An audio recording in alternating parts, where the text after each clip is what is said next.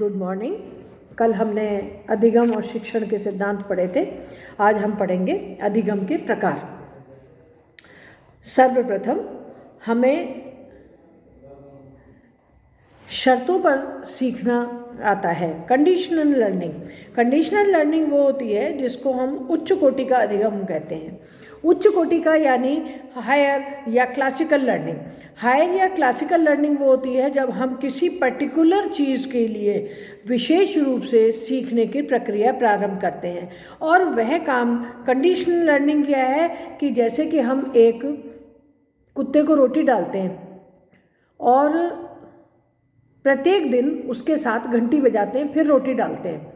तो कुत्ते को हमने 10 दिन तक रोटी डाली घंटी बजा के, तो जब 11वें दिन हमने घंटी बजाई तो कुत्ता मान के चलेगा उसको रोटी मिलेगी और उसके मुंह में लार बनने लग जाती है।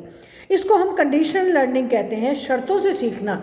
यानी कि जब हम कुत्ते को ट्रेनिंग देते हैं तो हम क्या करते हैं कि उसको जब भी वो अच्छा कोई काम करता है तो हम उसे एक कुछ खाने की चीज़ देते हैं जिसको ट्रीट बोलते हैं। तो कुत्ते को ये पता है कि जब भी कोई अच्छा काम करेंगे तो ट्रीट मिलेगी और जब हम गलत काम करेंगे तो हमें डांट पड़ेगी।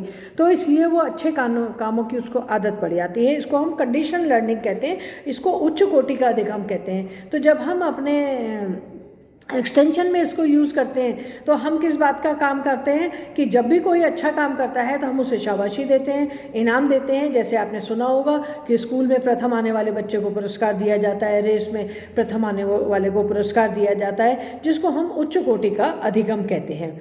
दूसरा होता है वाद्य से संबंधित अधिगम, इंस्ट्रूमेंटल ट्रेनिंग। इंस्ट्रूमेंटल ट्रेनिंग ये है कि जब हम कोई चीज़ की आवाज़ करते हैं, यानी मंदिर की जब घंटी बजती है तो हम समझ जाते हैं कि अब पूजा का समय है, तो मंदिर की घंटी का मतलब है हमें उठना है। मुर्गे की बांग का अर्थ है कि हमें जागना है।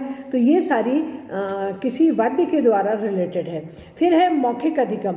मौखिक है कि वर्बल लर्निंग, यानी कि जब ऊंची आवाज़ में हमें डांटा जाता है तो हमें समझ आ जाता है कि ये हमने गलत काम किया है। जब ताली बजाई जाती है तो हम समझ जाते हैं हमने श्रेष्ठ काम किया है और हमें ये काम पुनः पुनः करना है। और जब हमें जोर से डांट दी जाती है तो इसका मतलब है कि हमें उन कामों को रोक देना है, अब हमें नहीं करना।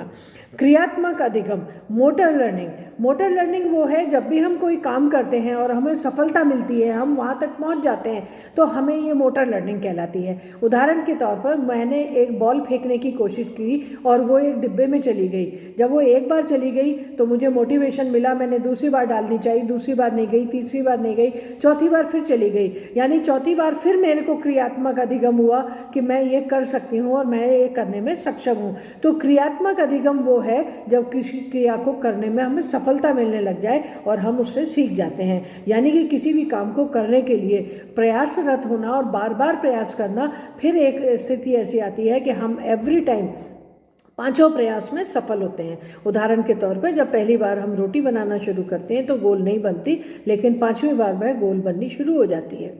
फिर है प्रत्यक्ष अधिगम, यानी परसेप्चुअल लर्निंग, जो दिखाई दे। यानी कि जब हम परिवर्तन किसी व्यक्ति में लाते हैं तो वह दिखाई देना चाहिए। उदाहरण के तौर पे कोई व्यक्ति श को स बोलता है और हम उसका उच्चारण ठीक करना चाहते हैं। हम उसके संग बार बार प्रयास करते हैं और 3 या 4 बार, 5 बार, 10 बार प्रयोग करने के बाद हम देखते हैं कि वह श को सही प्रकार से बोलने लग गया है। यानी कि जब हमें डिक्टेशन दिया जाता है तब हम लिखते हैं, हमारे बाद स्पेलिंग मिस्टेक होती है, हमें सुधार को दिया जाता है, जब हम सुधार करते हैं हमारी स्पेलिंग सुधरने लग जाती है। यानी प्रत्यक्ष रूप से दृष्टिगोचर होने लग जाती है कि हमारी स्पेलिंग मिस्टेक अब नहीं हो रही, हमें अभ्यास हो गया कि स्पेलिंग मिस्टेक अब नहीं होगी। फिर है अभिवृत्ति अधिगम, एटीट्यूड लर्निंग।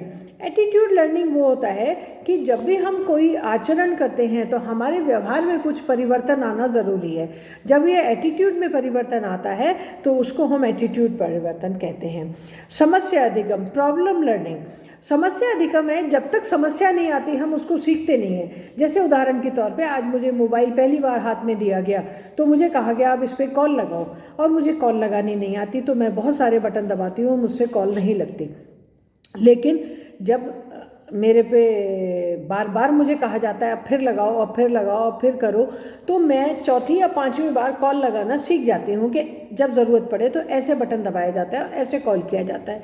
यानी कि ये समस्या अधिगम है। जब प्रॉब्लम आती है तब हमें उसका समाधान आता है, जब तक समस्या नहीं आती हम उसको सीखना नहीं चाहते। तो इस प्रकार से किया जाता है। फिर है जब हम किसी भी प्रकार की लर्निंग के लिए काम करते हैं तो लर्निंग हमें ठीक प्रकार से काम करने के लिए प्रेरित करती है। अब हम बात करेंगे सीखने की विधियाँ, मेथड्स ऑफ लर्निंग। सीखने की कौन सी प्रमुख विधियाँ होती हैं? सर्वप्रथम हम बात करेंगे प्रयास एवं त्रुटि द्वारा सीखना, learning by trial and error. ये हर व्यक्ति करता है। छोटा सा बच्चा जब पैदा होता है तो वो भी करता है। किस प्रकार से? कि जैसे कि वो गिरता है, फिर चलता है, फिर गिरता है, फिर चलता है, बार बार ट्रायल एंड एरर मेथड से। इसी प्रकार से हम अपने जीवन में अंतिम समय तक ट्रायल एंड मेथड से बहुत सारी चीज़ें हम कोशिश करते रहते हैं, बार बार कोशिश करते हैं, गलतियां भी होती हैं हमसे, लेकिन हम सीखना शुरू कर देते हैं। इसको कहते हैं प्रयास और त्रुटि द्वारा सीखना, learning by trial and error method.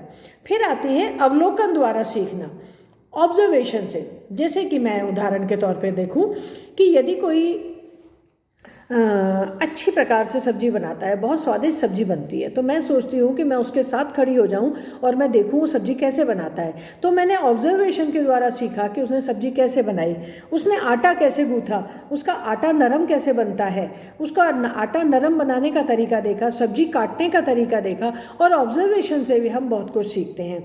उदाहरण के तौर पर हमें पढ़ाने का मेथड हम कई बार ऑब्जर्वेशन से सीखते हैं। हम लिखने का तो हम उसको कॉपी करके सीखते हैं। तो ऑब्जर्वेशन भी एक बहुत अच्छा तरीका है। किसी भी चीज़ को अगर हम ध्यान से ऑब्जर्व करते हैं तो हम सीखना शुरू कर देते हैं। फिर है सूझ द्वारा सीखना, लर्निंग बाय इनसाइट। अंदर से हमारे विचार आया कि अगर हम ऐसा करें तो क्या नहीं हो सकता। तो जितने भी साइंटिस्ट जो खोज करते हैं वो इसी प्रकार से करते हैं कि उनके अंदर से विचार आया कि ऐसा किया जाए तो कैसा रहेगा, और वो उसका कोशिश करते हैं और कोशिश में वो सफल हो जाते हैं। इसको हम कहते हैं सूझबूझ के द्वारा या इंटरनल इंस्टिंक्ट के द्वारा लर्निंग का मेथड। और लास्ट मेथड है अनुकरण द्वारा सीखना। बहुत सारी चीज़ें हम नकल करके सीखते हैं। जब हम छोटे होते हैं तो हमारी टीचर हमें ABCD लिख के देती है, हम उसको कॉपी करते हैं। उन्हीं डॉटेड लाइंस पे हम A लिखते हैं, B लिखते हैं, C लिखते हैं, और हमें अक्षरों की बनावट आ जाती है। टीचर हमें लिख के देती है एक पैराग्राफ, हम उसको कॉपी करते हैं, ये भी अनुकरण है। हम अपने टीचर को देखते हैं कोई काम करते हैं और हम उसको कॉपी करते हैं, वह भी अनुकरण की टीचिंग है। हम अपने आसपास किसी भी व्यक्ति के कोई भी काम करने के तरीक़ों को जब हम कॉपी करते हैं, हम अपने माता पिता को कॉपी करते हैं, हमारे माता पिता किस प्रकार से काम करते हैं हम उनको कॉपी करते हैं, वह भी अनुकरण की टीचिंग है। तो ये सारे मेथड हैं जिनके द्वारा लर्निंग कराई जा सकती है और लर्निंग के ये बेस्ट मेथड माने जाते हैं। Thank you.